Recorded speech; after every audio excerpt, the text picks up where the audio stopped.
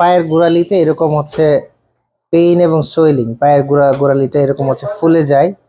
So এটা একটা common সমস্যা, বিশেষ করে হচ্ছে যাদের বয়স হচ্ছে 50 আপ, তাদের ইউজুয়ালি বেশি হয়।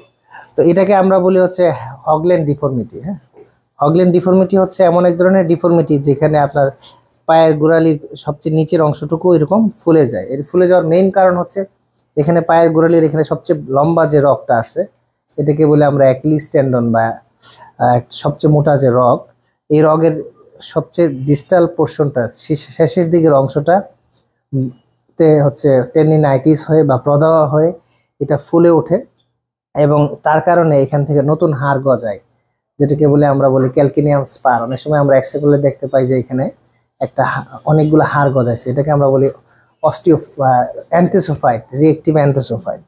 এবং তার পাশাপাশি হচ্ছে এইখানে হচ্ছে একটা বার্সা থাকে, এটাকে বলে আমরা রেট্রোক্যালকিনিয়াল বার্সা, ওই বার্সাটাও সোয়েলিং হয়ে যায়।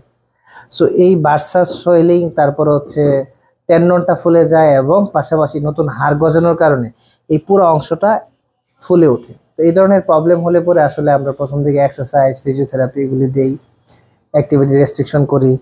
তারপরে ইমপ্রুভমেন্ট না হলে অনেক সময় আমরা পিআরপি দিই, এবং অ্যাডভান্স কেজে অনেক সময় সার্জারিও লাগে।